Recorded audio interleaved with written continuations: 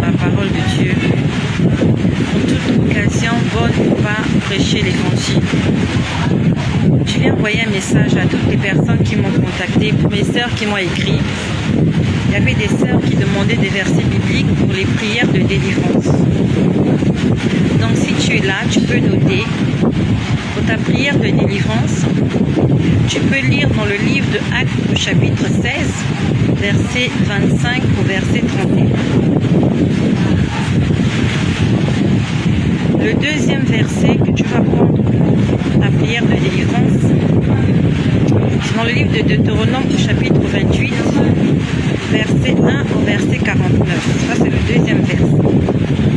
Le troisième verset, tu prends le livre de Colossiens, chapitre 2, au verset 14.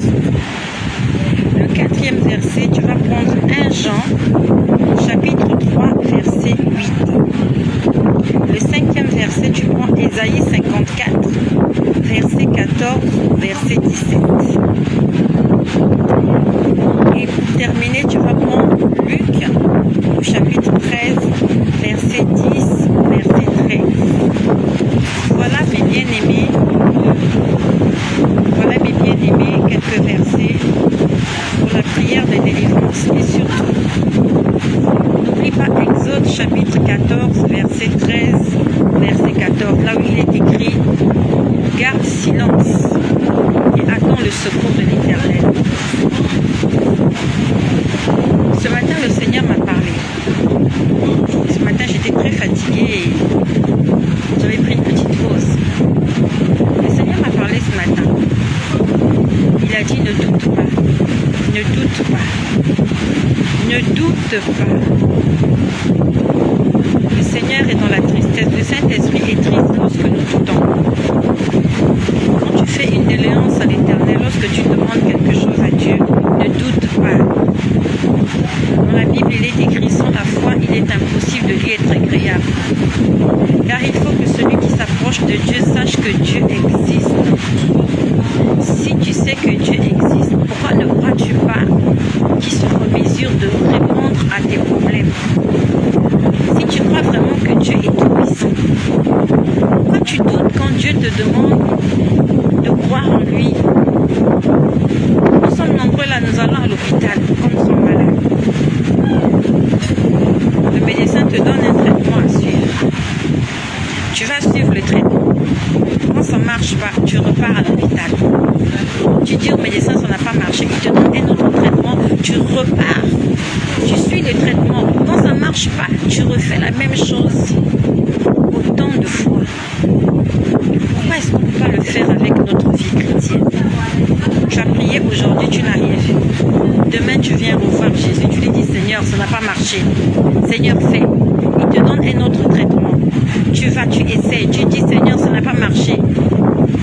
On ne doute jamais lorsqu'on a l'hôpital. On a la foi que le médicament, que l'ordonnance, que la prescription médicale va marcher. Tu as déjà vu quelqu'un qui va à l'hôpital et qui doute? Tu as déjà vu quelqu'un qui va à l'hôpital qui doute? Quand quelqu'un va à l'hôpital, ça veut dire qu'il a confiance au médecin. Il a confiance à la prescription médicale qu'il va recevoir. La Bible nous dit, les souffrances du siècle présent ne pourraient être comparées à la gloire à venir.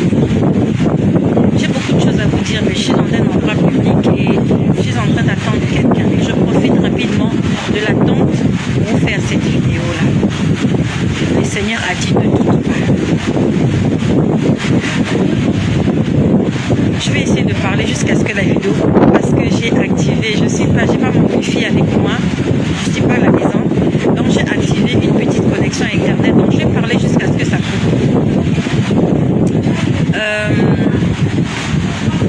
Je suis une servante de l'Éternel, je suis l'esclave de Jésus. Quand le Seigneur me demande de faire quelque chose, je le fais. Et je crois que ça marche parce que ça marche, parce que je crois en Dieu.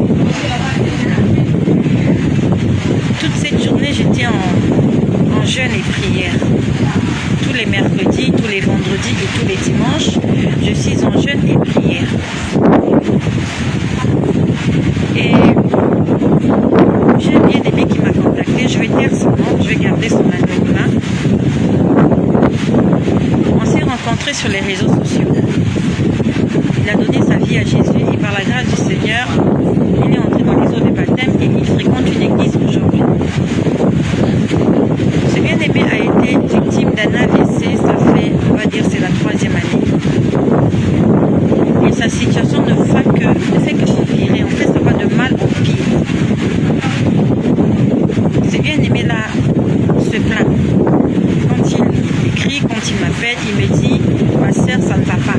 Je ne vais pas bien, ça ne va pas. Prie pour moi, ça ne va pas. Hier encore, il m'a fait un message. Je suis en train d'en parler pour nous fortifier, pour nous édifier. Pas pour le condamner, pas pour l'indexer, non. Mais pour nous fortifier, parce que nous sommes tous là, nous sommes nombreux.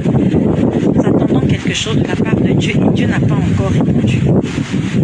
Tu as fait des prières, Dieu n'a pas répondu. Moi aussi j'ai des prières, Dieu n'a pas répondu. En tant que mère, je souffre. Je souffre en tant que mère, j'ai un cœur meurtri. J'ai des soucis au sujet de mes enfants. Mes enfants se comportent très mal. Je te laisse imaginer une mère qui dort, qui ne sait pas là où dorment ses enfants. Un enfant sort le matin, il ne rentre pas le soir. Tu ne sais pas qu'est-ce qui lui est arrivé. Moi aussi je souffre. Même si tu me vois sourire tous les jours, tu me vois venir sur les réseaux sociaux prêcher, c'est parce que le Saint-Esprit me donne la force et il me dit, reste tranquille, laisse-moi agir. J'ai toujours aimé ce passage. Là, on nous dit que les enfants d'Israël étaient en face de la mer. Ils sont sortis d'Égypte, ils étaient contents. Ils étaient contents, ils ont fait la fête quand ils sont sortis d'Égypte. Ils ont dit, oh, gloire à Dieu, l'esclavage est terminé. Nous allons dans la terre promise. Et ils se retrouvent en face de la mer. Là, je suis en face de la mer. Ils se retrouvent en face de la mer. Et ils sont restés là un moment. Ils croyaient que tout était fini. Et tout à coup, patatras, soudain, l'armée de Pharaon était en train de venir. S'ils reculaient, ils se faisaient tuer par l'armée de Pharaon. S'ils avançaient, ils allaient mourir dans la mer. Ils étaient là bloqués entre deux obstacles. Ils étaient bloqués. Ils ont commencé à murmurer. Ils ont commencé à insulter Moïse, leur dire, pourquoi tu nous as sortis d'Égypte? Pourquoi donc il fallait nous laisser? Regarde comment nous allons mourir dans le désert. Il y a beaucoup de gens comme ça. Ça ne va pas. Devant, tu as la mer, tu es bloqué. Derrière, tu as Pharaon, tu as tes ennemis, tu as la persécution, tu as la souffrance, tu as la maladie.